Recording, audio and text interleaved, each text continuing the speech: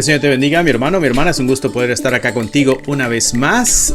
Libro de Apocalipsis. Unos estudios interesantes que vamos a tener, así que no te los puedes perder. Iniciamos después de esta introducción.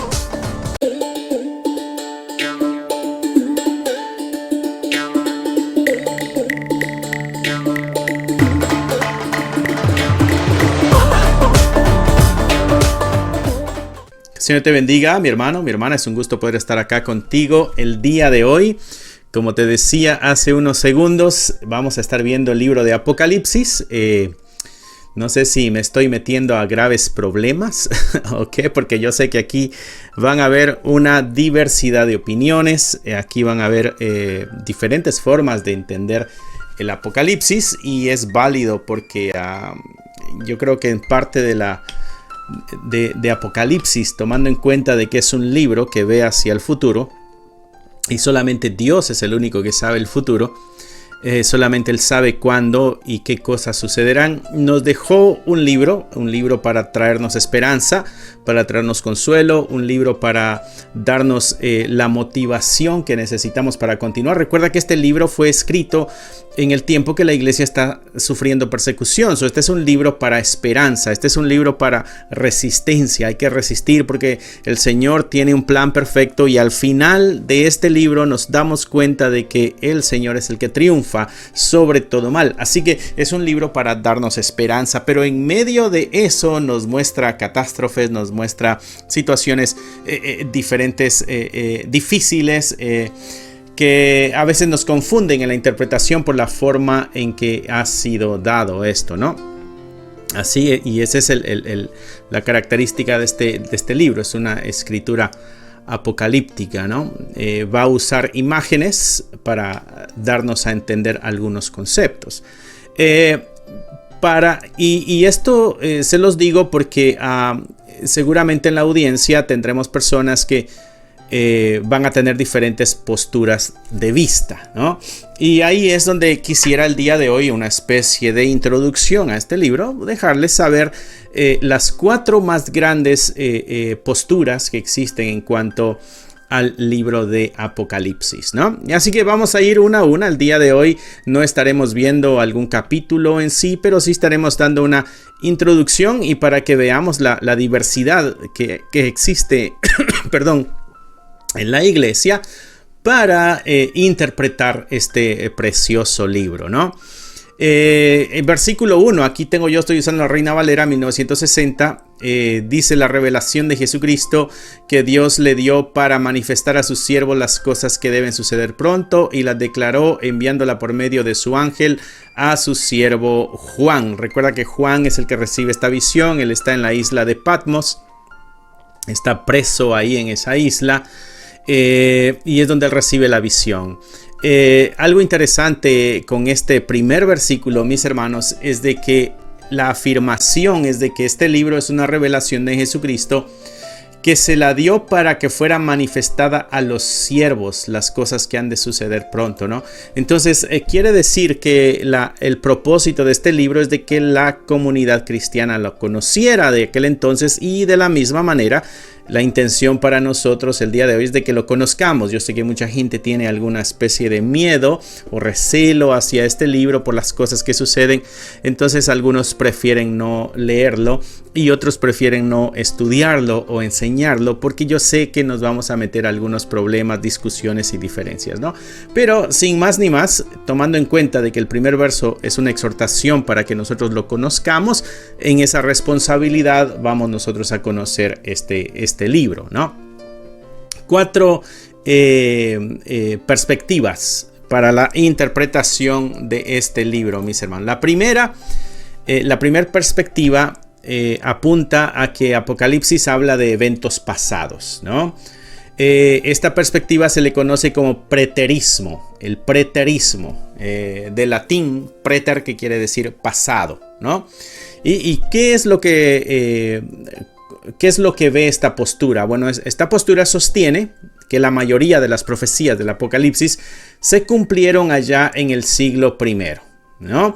Principalmente en relación con la persecución romana, los cristianos, la destrucción del templo de Jerusalén ahí en el año 70. Entonces esta interpretación apunta a que este libro habla de cosas que ya sucedieron, o sea que para nosotros son cosas que ya sucedieron. Para los receptores de Apocalipsis en aquel tiempo eran las cosas que estaban viviendo, ¿no? ¿Y cuáles son las bases bíblicas para esta postura del preterismo? ¿Qué es lo que el preterismo dice? Bueno, el argumento más fuerte del preterismo son algunos de los versículos. Vamos a estar viendo aquí algunos de esos versículos que lo que está afirmando. Y uno de esos es este versículo 1. Dice: la revelación de Jesucristo que Dios le dio para manifestar a sus siervos las cosas que deben suceder pronto. Y aquí esta palabra es clave para este tipo de interpretación, para el preterismo. Entonces está entendiendo de que las cosas que se anuncian en el libro son cosas que van a suceder muy pronto, hablando de ese momento, ¿no? Otro pasaje es el Apocalipsis 1:3. Yo los busqué para apartarlos de una vez y ahorrarnos así bastante tiempo. Apocalipsis 1:3 dice: bienaventurado el que lee y los que oyen las palabras de esta profecía y guardan las cosas en ellas escritas, porque el tiempo está cerca. Y esta idea de el tiempo cerca, los preteristas lo interpretan como que es algo que va a suceder rápido, tomando en cuenta de que ya han pasado miles de años desde que esto se escribió. Entonces, por consecuencia, bueno, estas cosas ya sucedieron porque el mismo libro dice que van a pasar cerca, ¿no? Otro pasaje es Apocalipsis 22:10. Dice: y me dijo, no seguí las palabras de la profecía. Y estamos hablando ya de los finales del libro, ¿no? No seguí las palabras de esta profecía, de este libro, porque el tiempo está cerca. Y estas afirmaciones de cerca y pronto es lo que interpreta el preterista como cosas que ya sucedieron, ¿no? Así que el pronto, el cerca, para la audiencia original de allá en el siglo I significaba en su propia generación, no miles de años después, como estamos viviendo nosotros el día de hoy, ¿no? Otro pasaje interesante también es Mateo 24, versículo 34, ¿no? Dice: de cierto os digo que no pasará esta generación hasta que todo esto acontezca. Jesucristo está hablando acerca de momentos del futuro también, pero algo que él está diciendo es: no pasará esta generación hasta que todo esto acontezca. Así que el preterista interpretando Mateo 24, ve al Apocalipsis como una expansión de este discurso de nuestro Señor Jesucristo allá en Mateo 24. Por lo tanto, está sujeto a la misma temporada. O sea, Apocalipsis es una expansión del capítulo 24 de Mateo, ¿no? Algunas identificaciones o símbolos allá en el siglo I que sirven de la interpretación para el preterista. Por ejemplo, la bestia, ¿no? Y la marca del 666 allá en Apocalipsis 13. El preterista identifica la bestia con el Imperio Romano y específicamente el número 666 con el emperador Nerón, ¿no?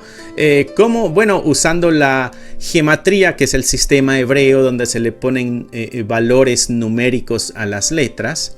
El nombre Nerón, César, en hebreo suma 666. Entonces esa es una de las explicaciones en cuanto a que estas cosas ya han sucedido, ¿no? También allá en Apocalipsis capítulo 17 se toca el tema de la gran ramera, que es Babilonia, y eso se interpreta como una referencia a Roma pagana, ahí, ¿no? La ciudad de las 7 colinas, Apocalipsis 17:9.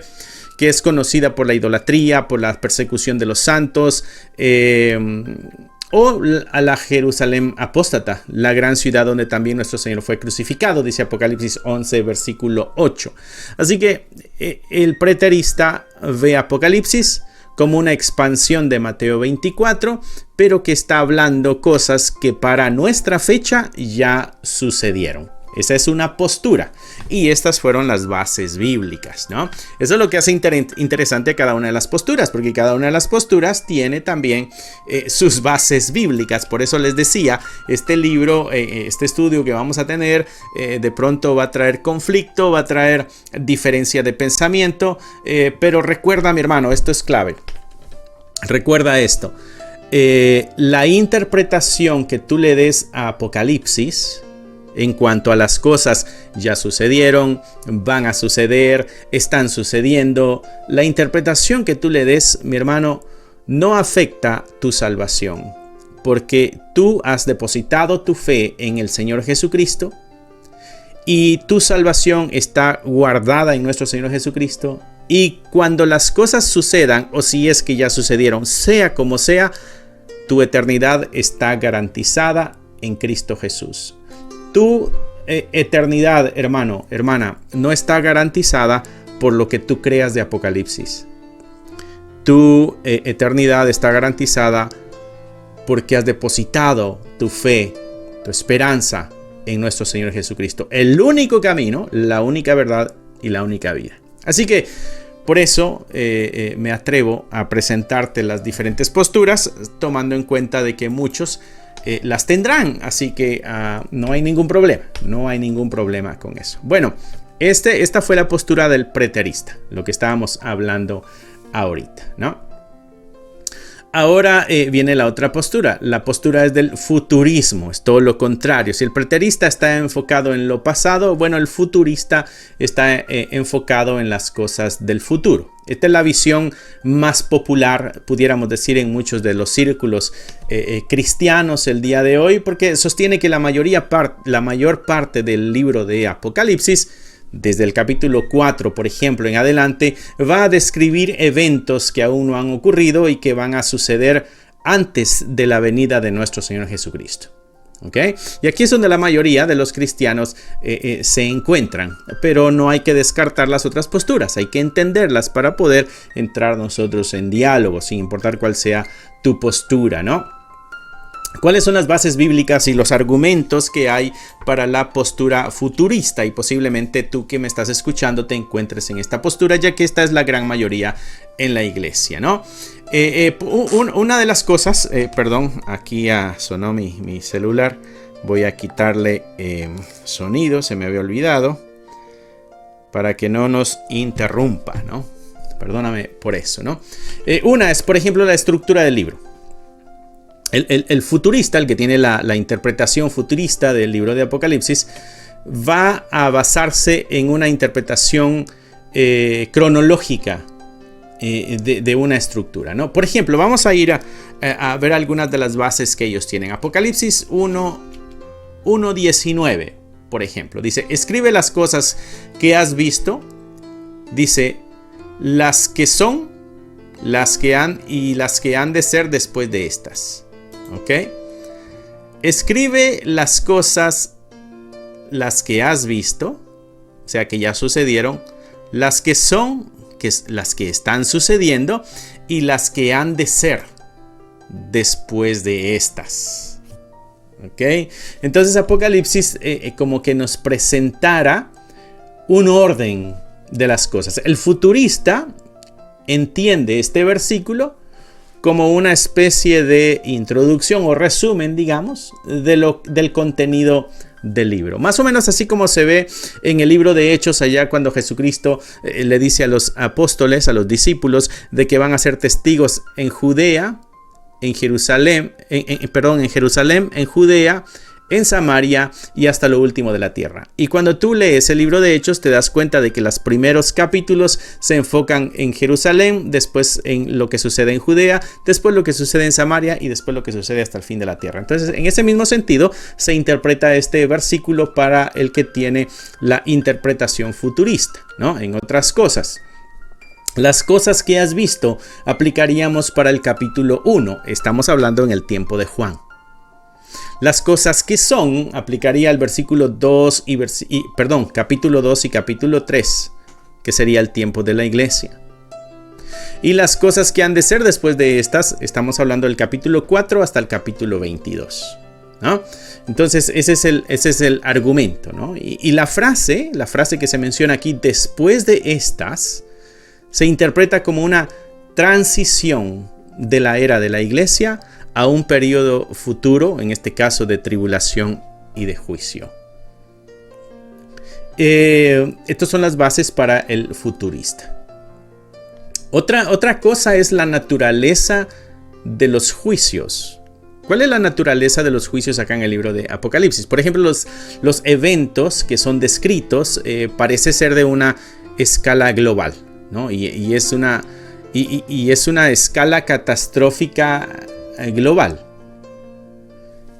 No hay un paralelo en los eventos de la historia de acuerdo al siglo I.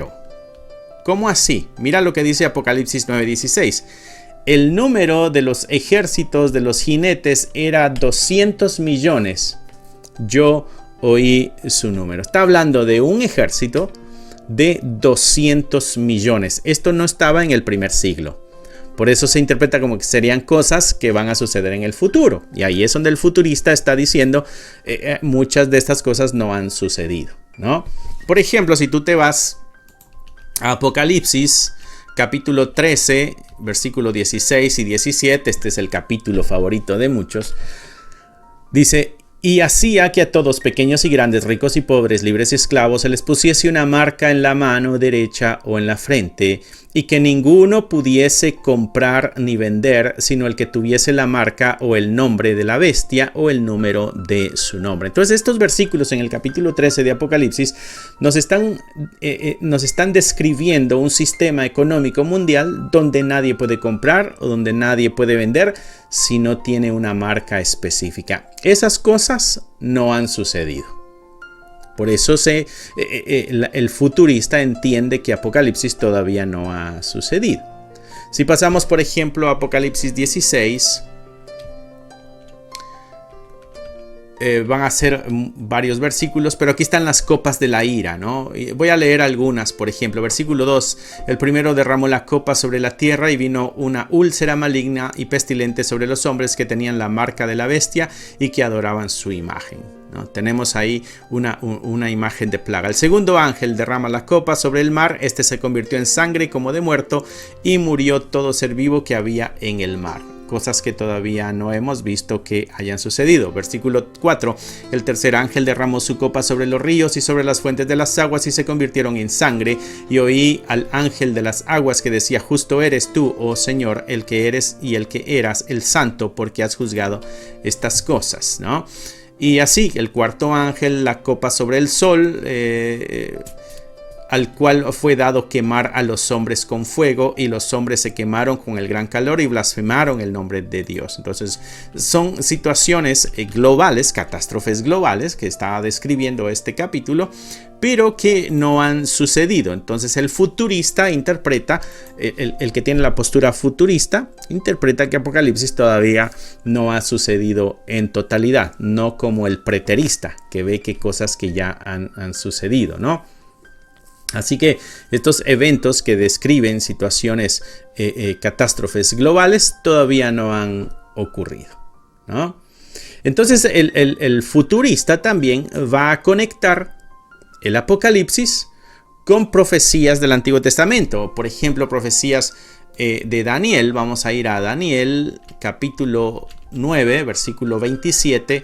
Dice: y por otra semana confirmará el pacto con muchos, a la mitad de la semana hará cesar el sacrificio y la ofrenda, después con la muchedumbre de las abominaciones vendrá el desolador hasta que venga la consumación y lo que está determinado se derrame sobre el desolador.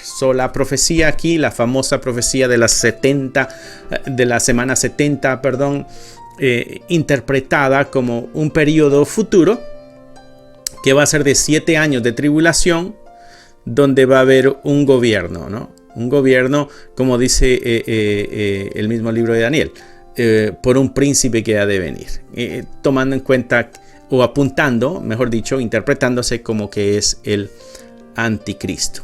Así que el Apocalipsis va a proporcionar detalles de este periodo de 7 años que Daniel predijo.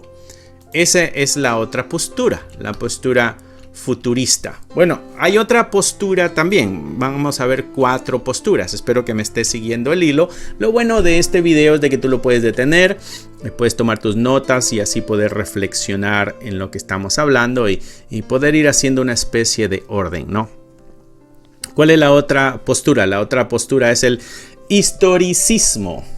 Esto, en otras palabras, son eventos que han sucedido a lo largo de toda la historia. Esta postura, historicismo, hablando de historia, historicismo, ¿no? Esta es la postura, está viendo al libro de Apocalipsis como un mapa, como una especie de mapa profético que va a ir describiendo toda la historia de la iglesia. Desde la época de Juan, en este caso el que escribe Apocalipsis, hasta la segunda venida de nuestro Señor Jesucristo, es la visión que tiene este libro, ¿no? Pero mira esto es lo interesante. ¿Cuáles son algunas de las bases bíblicas para esto? Una de las bases bíblicas está acá en Números 14:34. Números 14:34 dice: conforme al número de los días, de los 40 días en que reconociste la tierra. Esto recuerdas que es cuando Moisés manda a los espías a Canaán, regresan 10 con un reporte negativo. Y entonces hay una consecuencia. La consecuencia es: conforme al número de los días, de los 40 días en que reconociste la tierra, llevaréis vuestras iniquidades 40 años, un año por cada día, y conoceréis mi castigo. Entonces hay una interpretación aquí. Fueron 40 días los que estuvieron en Canaán, y como no creyeron a Dios, estuvieron en el desierto 40 años dando vueltas. Un año por cada día. Toma eso en mente. ¿En qué otro lugar se ve algo similar? En Ezequiel capítulo 4 versículo 6. Dice: cumplidos estos, te acostarás sobre tu lado derecho por segunda vez. Este es Dios hablándole al profeta.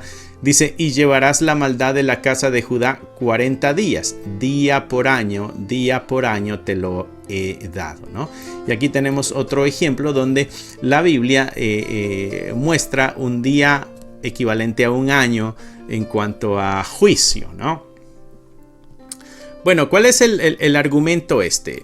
Cuando tú vas a Apocalipsis 11, versículos 2 y 3, dice así la palabra del Señor: pero el patio que está fuera del templo, déjalo aparte y no lo midas, porque ha sido entregado a los gentiles, y ellos hollarán la ciudad santa 42 meses. Y daré a mis 2 testigos que profeticen por 1260 días vestidos de cilicio. 42 meses son 1260 días.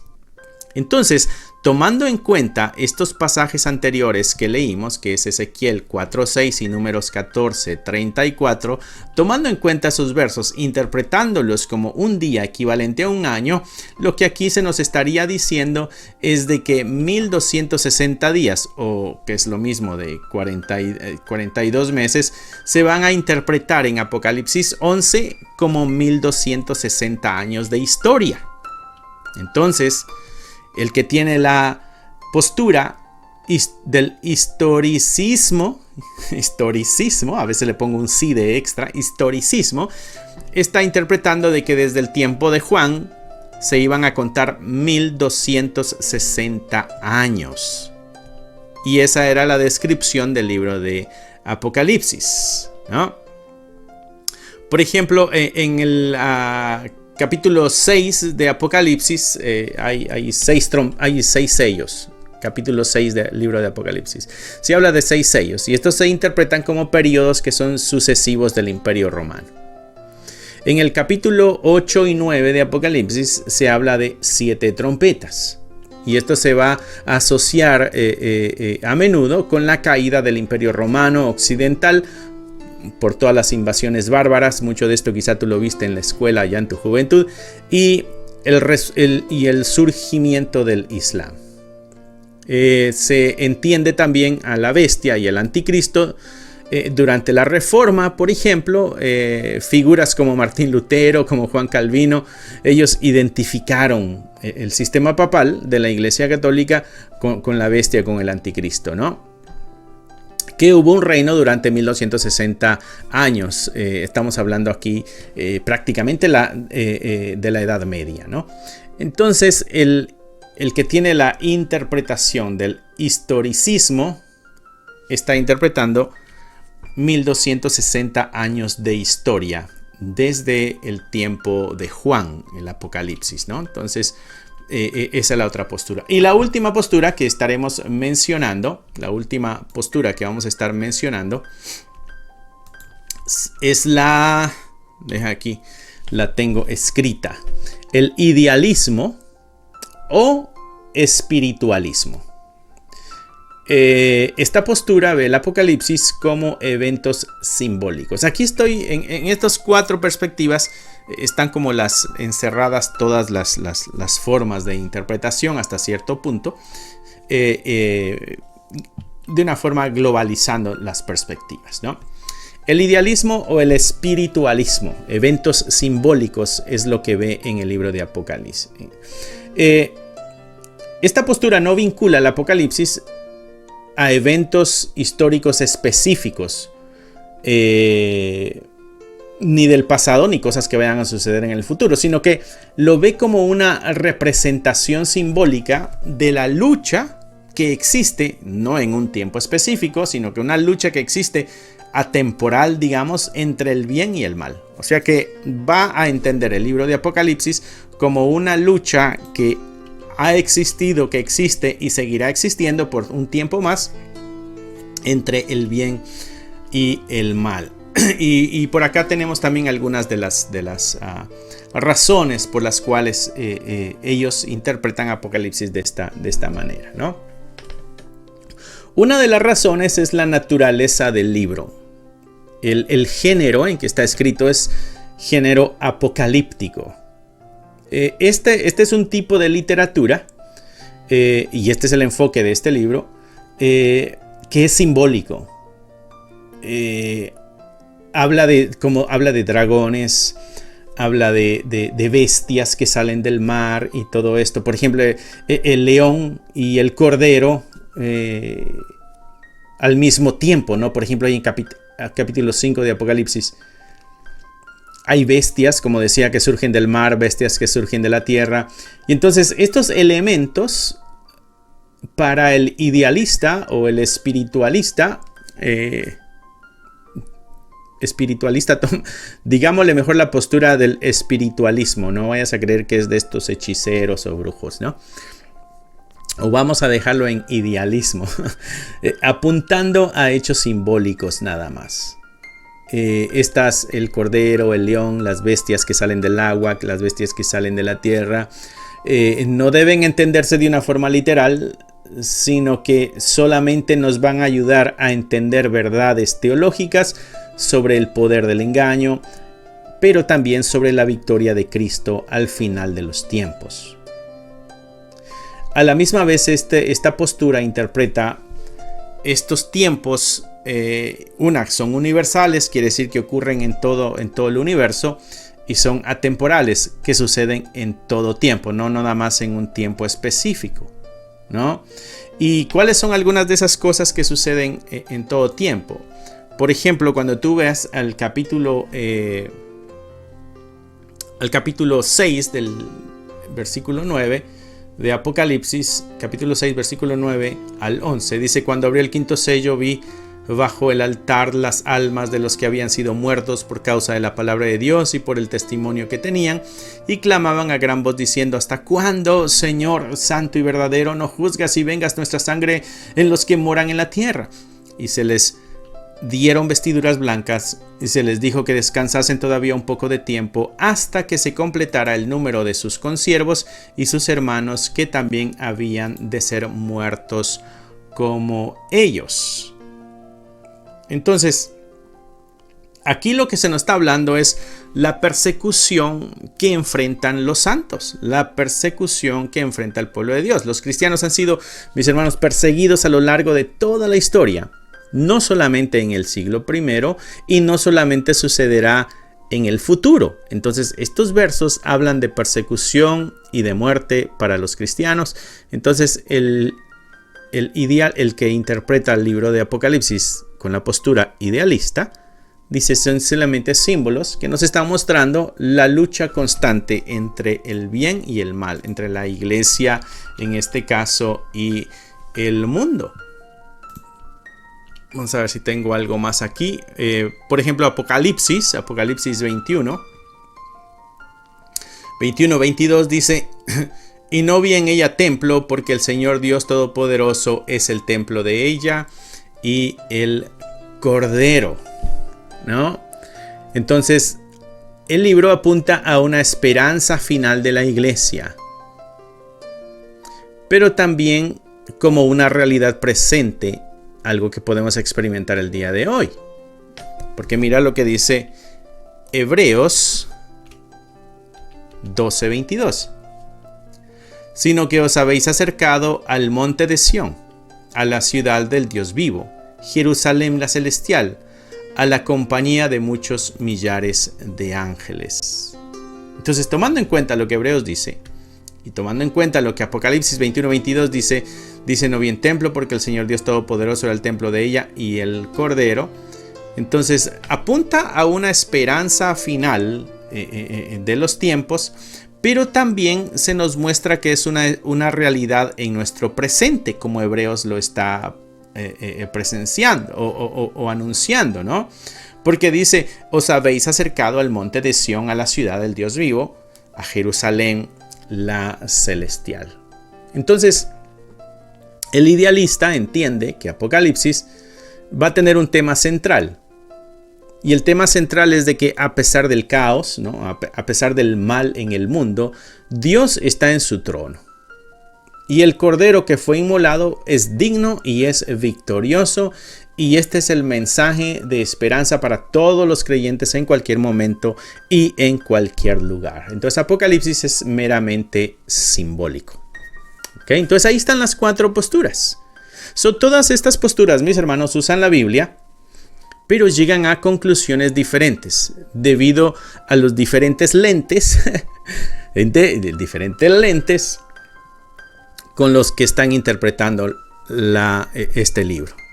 El preterista se va a enfocar en el tiempo cercano, el futurista en una escala global, el historicista va a ver en el flujo de la historia y el idealista va a ver un mensaje teológico aplicado a cualquier tiempo. Entonces, nos podemos nosotros enriquecer con cada una de las posturas en nuestra interpretación del libro de Apocalipsis. Así que, sea cual sea tu interpretación, sería bueno que me dejaras aquí algún comentario para saber cuál es la forma en que tú o cuál es la interpretación en la que tú te encuentras, sin ánimo de juicio, sin ánimo de burla o de rechazo, simplemente saber cuál es la postura en la que tú te encuentras, ¿no? Nos vamos a estar leyendo las siguientes semanas este libro, estaremos sacando enseñanzas prácticas, obvio, principios para nuestra vida cristiana, pero también estaremos interpretando hasta donde más podamos, ¿no? Y en el camino descubrirás de pronto cuál es nuestra postura entre estas 4, ¿no? Así que, mi hermano, espero que todo esto haya sido de gran ayuda para ti en este estudio que vamos a estar teniendo de Apocalipsis, porque va a estar bastante interesante. Les decía a los hermanos en la iglesia, nos vamos a meter en un hoyo que con la ayuda de Dios vamos a salir, porque vamos a ir leyendo esto y vamos a ir interpretándolo hasta donde más la sabiduría nos dé, con el único ánimo, mis hermanos, de enfrentarnos a todo lo que la Escritura tiene. No seas selectivo en la lectura de la Biblia. Hay gente que lee cosas que le motivan, que le agradan, cosas que le hacen sentir bien. Pero la Biblia trae un mensaje también de disciplina, de esfuerzo, de sacrificio, cosas que a muchos no nos agradan. Tenemos que agarrar la Biblia tal y como está, a blanco y negro. No le pongamos colores para hacerlo más suave. No, aferrémonos a la verdad tal y como está. Y en el caso de Apocalipsis, habrán variantes en la interpretación. Así que, mi hermano, espero que nos acompañes, y hermana, cuando digo hermano entran todos, hermano y hermana. Espero que nos acompañes en este camino que tomaremos con el libro de Apocalipsis. Y yo sé que va a ser bastante interesante, porque cada vez que abrimos la palabra de Dios, siempre el Señor habla a nuestras vidas. Así que cierra ahí tus ojos, mi hermano, inclina tu rostro y nos vamos a despedir con una oración. Amantísimo Padre, te damos gracias por la libertad que tenemos el día de hoy de acercarnos a tu palabra. Tenemos herramientas, tenemos una Biblia física, tenemos Biblias en la internet, tenemos libros en la internet, tenemos diferentes formas, Señor, de acercarnos a esta verdad. Y gracias te damos porque eres tú el que ha hecho posible todo eso. A la misma vez, Padre Santo, ayúdanos en el camino que tomaremos con este libro. Que no seamos confundidos, que no seamos asustados, sino que la esperanza y la confianza sean fortalecidas a través de que vamos pasando verso por verso en este libro. Ayúdanos también a llegar al fin, a terminar nuestra lectura, a no dejarla a medias, sino que lleguemos al fin de este libro, que es el fin de la Biblia también, pero que nos habla también de los últimos días, allá cuando estemos en gloria contigo. Bendice a cada uno de mis hermanos y hermanas que nos ven a través de este canal, a través de estas pantallas, Señor, y habla a nuestras vidas. Te lo pedimos en el nombre que es sobre todo nombre, en el nombre de Cristo Jesús. Amén, amén y amén.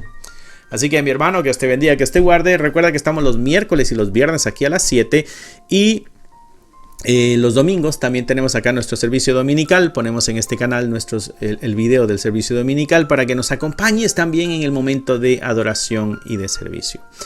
Tenemos material en este canal que tú puedes ver. Hay muchos videos que hablan de temas doctrinales, también estudios de otros libros. Y también en la descripción puedes encontrar algunos enlaces que te van a llevar a donde puedes adquirir alguno de los devocionales que tenemos. Eso nos ayuda en el ministerio, así que si el Señor ha puesto en tu corazón ayudarnos de alguna forma económica también, puedes hacerlo a través de los devocionales, o si te gustaría hacer alguna donación directa, bueno, también hay un enlace en la descripción del canal. De una o de otra forma, mi hermano, tennos también siempre en tus oraciones. Necesitamos de tus oraciones. Este ministerio necesita de tus oraciones. Y si tú eres creyente, si tú eres cristiano, te recuerdo de que debemos orar los unos por los otros, y así te pongo un poco de carga también para que ores por este ministerio. Que Dios te bendiga, que Dios te guarde y nos vemos pronto. Bye. Si te gustaría obtener alguno de estos devocionales, libros de estudio o libros para colorear, encontrarás un enlace en la descripción del video que te llevará a la página de Amazon para adquirirlos. Si aún no te has inscrito en el canal, te animo a que lo hagas para no perderte ninguno de los videos que estamos subiendo. Gracias por esperar hasta aquí. Que nuestro Señor te bendiga y nos vemos pronto.